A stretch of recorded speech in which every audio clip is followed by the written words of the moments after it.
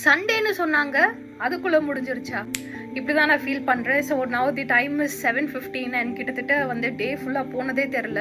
So when you become an entrepreneur, நிறைய times வந்து நீங்கள் சாட்டர்டே சண்டே கூட is a new week day மாதிரி இருக்கும். In fact your work will double during weekend. ஏன்னா வந்து உங்களோட டீம் வந்து அவைலபிளாக இருக்க மாட்டாங்க, ஆர் சடனாக வந்து நம்மளுக்கு கிளைண்ட்ஸ் வந்து அன்றைக்கி தான் டவுட் கேட்பாங்க. ஸோ இந்த மாதிரி நிறைய கன்சர்ன்ஸ் இருக்கிறதுனால வந்து so Sunday is the new work day.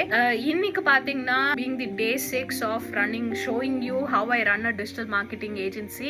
So இன்னைக்கு நிறைய மீட்டிங்ஸ் வந்து it was jam packed, starting with ஒன்று வந்து lead generation, performance marketing செட்டப்பா இருக்கட்டும், இல்லைனா வந்து ஒரு வீடியோ கிரியேஷனாக இருக்கட்டும், இல்லைனா there is also one more where I have to do some sales campaign set பண்ணணும், and another வந்து there are like a couple of clients who wanted to understand the strategy. இந்த மாதிரி நிறைய இன்னுமே இருக்குது. ஸோ இன்னுமே இன்னும் 2 மீட்டிங்ஸ் வந்து இருக்குது. But pretty much that fulfills your mind இல்லையா? End of the day வந்து if you have a jam packed day and again வந்து if that converts into proper business, அது தவிர வந்து வேற எதுவும் பெட்டர் இல்லை இல்லையா? So as an entrepreneur you just have to make sure you balance between your work and life. ஏன்னா sometimes வந்து work can easily overlap your life, overlap what you need in your life.